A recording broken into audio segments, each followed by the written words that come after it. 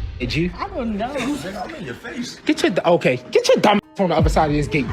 This can't be one of my friends.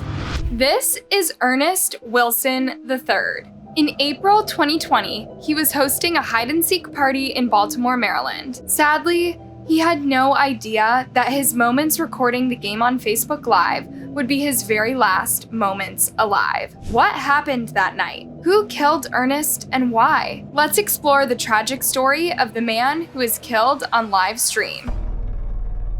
24-year-old Ernest Wilson III was an outgoing warehouse worker living his happy days in Baltimore, Maryland. But even though he was always surrounded by friends and family, he wasn't a fan of going to bars or clubs. Instead, the 24-year-old aspiring entrepreneur preferred staying in and throwing his own house parties, according to his friends. There was something old-fashioned about a man so young. He loved slipping his favorite cognac Hennessy and classic board games like Monopoly, Risk, and Uno. But he also loved turning them into drinking games during his house parties. In 2020, the COVID pandemic hit, and most of the world closed bars and pretty much all opportunities of going out. For Ernest, this wasn't half bad. He was already a fan of house parties, and he decided to make it into an even bigger thing. So he began renting out Airbnbs and charging a small fee of $5 for the entrance. He would organize the games and provide the space. All you had to do was bring your own booze. This proved to be quite successful. Even those who preferred going out before were now tempted by his parties. Many people were just desperate to leave their homes during the first COVID lockdown. So on April 3rd, 2020, Ernest took to Facebook to announce his upcoming weekend house party. Then an official invitation. Lots of people responded. Most of them were the guests Ernest had already had at his previous parties and of course his close friends. However, Ernest was weary of strangers crashing the party. It's unclear what kind of trouble Ernest had in the past with party crashers and how many times it happened, but it was clear that he didn't want it to happen again. He even kept the address of the party private, writing on Facebook, "If you want to know where the party is, inbox me. I am not putting the location in public, it's a private event." So, Ernest truly wasn't expecting the night to take such a shocking turn. Around late afternoon, Ernest went on Facebook Live from 6E West Street in Baltimore. The party was about to start, and he wanted to let everyone know he was ready and even a bit tipsy. Oh, yo, fucked up already. All like, can they bring their nigga friends? Nigga, know them. What I come up here for? Before any guests turned up, Ernest wanted to make some house rules clear. Lock my door, cause nigga stealing. And if I catch my room, I'm on your head. As soon as that was said and done, people started showing up at the B&B he rented. About a dozen people showed up that night. Everything seemed peaceful. Music, clinking glasses, and laughter could be heard well into the night. Ernest continued to live stream most of the party on Facebook Live. According to his close circle, Facebook Live was kind of his thing. Many of his friends loved going online just to see what silly things he had to say that day. He was always cracking jokes and entertaining loved ones any way he could. And there's people upstairs. Yeah, the playground definitely used to be lit. And then there ain't no lights over there.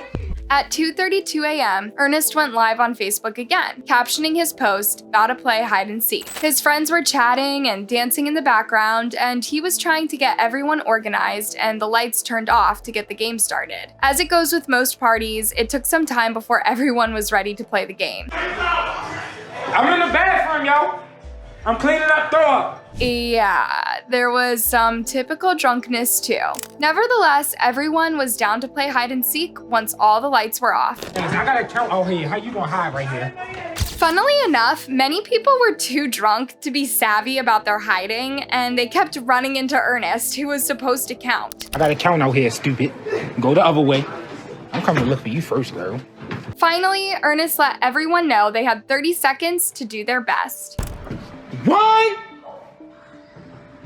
2, 3, 4, 5, 15. I see y'all. 16, 17. Don't walk this way, because you're going to get caught. 18, 19. Thank you. Go the other way. You're making it too easy. 26, 27, 28, 29, 30, because I'm tired of counting. Ready or not, here I come. Finally, it was time for Ernest to look for his friends. The house was super silent and everyone was trying hard to not get noticed. The rest of the Facebook Live video is mostly black with a shaky camera moving around the house as Ernest looked for his friends. Every now and then, Ernest can be heard talking to his guests. Dumbass, I'm on your ass. Then, something turns the night upside down. Who the f is that, G? I don't know. I'm in your face. Get your dumb ass on the other side of this gate. As Ernest looked at his front gate, he could see a shadowy figure trying to break into his house. Who the f? Dumb nigga. This can't be one of my friends. The man then made it over the fence and started walking toward the B&B. The rest of the video is super shaky. Ernest drops his phone and he can be heard urging his friends to turn on the light. But everything happened in the blink of an eye. No one got to the flip switch in time, and Ernest was in the dark. When his friends turned the light on, they could see him lying in a pool of blood. The end of Ernest's hide-and-seek party left everyone in shock and disbelief. No one saw who had come into the house. Reportedly, it was 2 attackers. They had no time to stop them from doing whatever they wanted to do, and they had no time to save Ernest. All the other guests were also confused about how Ernest was the only one at the party. Were these 2 people trying to rob a random house, or was this a targeted attack? This was the only picture that made it to the news the next day. Heartbreakingly, Ernest was pronounced dead that night at the hospital. The news spread fast and caused a huge uproar, especially as there was no sign of catching the murderers. Councilman Eric Costello said, "The incident has caused increased anxiety in the community as a result of COVID-19. Any level of violence is unacceptable. This tragic incident has resulted in a young man losing his life and his family and friends never being able to see him again."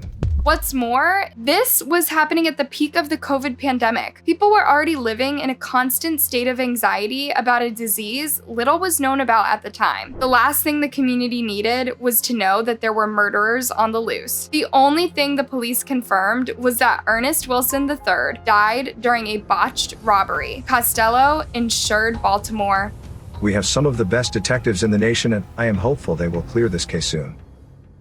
But it's summer 2023, and we still don't have a suspect. Ernest's death triggered an online reaction as big as his online persona. His ex, Alexa Dominique, said, "Dozens of people mourned his death on Facebook and remembered him as the kind, funny, playful person he was. No one understood why anyone would want him dead. It just seemed really unfair that he should be the one to go." 24-year-old Dean Monroe said she was at the party that night. She said that Ernest was her best friend. Imagine learning that your best friend is dead and that you could have been there for him. But Ernest will never make anyone laugh again. Ernest's case is all too similar to the case of 16-year-old Kalicia Williams, who died at a similar Airbnb party in Atlanta, Georgia. It was December 2020, and Kalicia had spent most of the year locked at home with her parents. So when she received the party invitation, they encouraged her to go. It was an opportunity to get out of the house and enjoy some time with her friends. Supposed to be at an Airbnb with a couple of more friends from school and the mother. They'd have done this once before, so we was a little comfortable of letting her go the second time.